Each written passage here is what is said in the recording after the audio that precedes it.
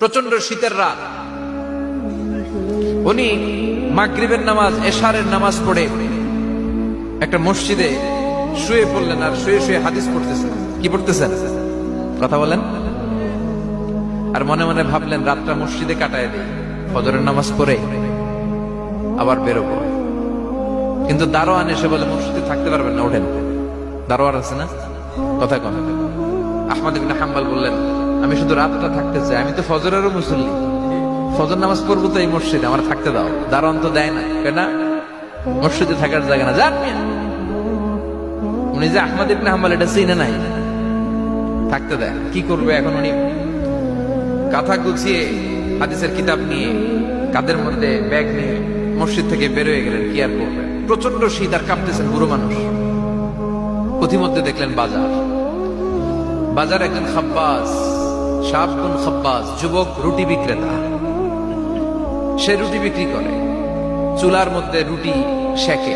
সে যে সালাম দিল, আসসালামু আলাইকুম। যুবক বলে, ওয়ালাইকুম আসসালাম। আহমদ ইবনে হাম্বল বলে, যুবক, আমার যাওয়ার জায়গা নেই, সফরে বেরিয়েছি, খুব শীতে কষ্ট পাচ্ছি, রাতে যদি তোমার এই চুলা থেকে একটু আগুন পোহাই, কোনো সমস্যা?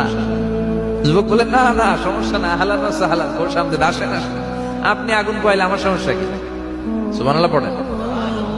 আল্লাহ শুকরিয়া করে উনি বসলেন আর আগুন পোহাচ্ছেন। আর খেয়াল করলেন যুবক রুটি বানায় আর পরে আস্তাগফিরুল্লাহ, রুটির দলা বানায় পরে আস্তাগফিরুল্লাহ, খামির বানায় আর পরে আস্তাগফিরুল্লাহ, রুটি নিয়ে উনুনের ভিতরে, চুলার ভিতরে সেকা দেয় আর পরে আস্তাগফিরুল্লাহ। দোকানদারের কাছে কেউ আসলেই সে রুটি দেয় আর পরে আস্তাগফিরুল্লাহ। ক্রেতার কাছ থেকে টাকা নিয়ে ক্যাশ বক্সে রাখে আর কি পড়ে, আবার রুটি বানানো শুরু করে আর কি পড়ে, খালি এটাই পড়তেছে। ইমাম আহমদ ইবনে হাম্বল তো অবাক, কিরে এটা আবার কেমন যুবক, খালি আস্তাগফিরুল্লাহ। উনি প্রশ্ন করলেন, যুবক ঘটনা কি? আসার পর থেকেই তোমার দেখতেছি তুমি রুটি বানাও, রুটি বিক্রি করো আর পড়ো আস্তাগফিরুল্লাহ, মা লাকা ইয়া শাবাব। যুবক বলে, আস্তাগফিরুল্লাহ আমার সবচেয়ে বেশি পছন্দের আমল, আমি সব সময় আঠার মতো ইস্তেগফারের সাথে লেগে থাকি আর সব সময় পড়তে থাকি আস্তাগফিরুল্লাহ, আর এর বদৌলতে আল্লাহ আমারে মুস্তাজাবুদ দাওয়া বানিয়ে দিয়েছে। আহমদ ইবনে হাম্বল তো অবাক, আনতা মুস্তাজাবুদ দাওয়া? তুমি মুস্তাজাবুদ দাওয়া, রুটিওয়ালা? আমি এত বছর হাদিস পড়াই, আমিও তো মুস্তাজাবুদ দাওয়া না, আর তুমি রুটি বেচো বাজারে, তুমি মুস্তাজাবুদ দাওয়া? তুমি দোয়া করলে সব কবুল হয়ে যায়? যুবক বলে, নাম আনা মুস্তাজাবুদ দাওয়া, আমি আমার জীবনে যত দোয়া করেছি কবুল করে নিয়েছে কে? সব দোয়া কবুল করে নিয়েছে আল্লাহ, একটা দোয়া ছাড়া। কয়টা? আহমদ ইবনে হাম্বলের কৌতূহল, কিউরিয়াসিটি আরো বেড়ে গেল। কি? সব দোয়া কবুল হয়েছে, একটা দোয়া ছাড়া। মা যালিকা দুআ ইয়া শাব? কি সেই দোয়া? যুবক এবার বলতে শুরু করলো, আমার জীবনে যে দোয়াটা আল্লাহ কবুল করে নাই সেটা হচ্ছে, আমি আল্লাহর কাছে অনেক চেয়েছি, অনেক দোয়া করেছি যে আল্লাহ, শুনেছি এই জামানার সবচেয়ে বড় মুহাদ্দিস, তার নাম নাকি ইমাম আহমদ ইবনে হাম্বল।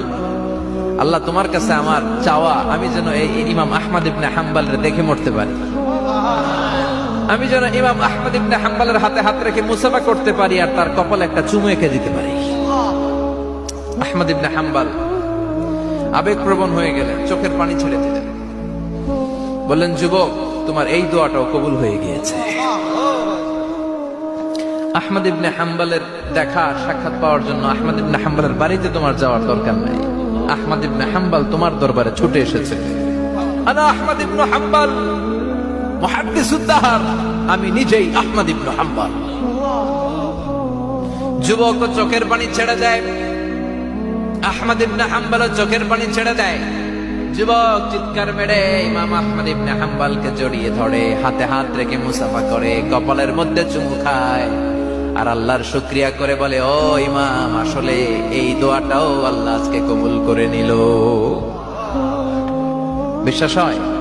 সবসময় ইস্তেগফার করলে আপনার দোয়াগুলোর এইভাবে কবুল করে নিবে কে?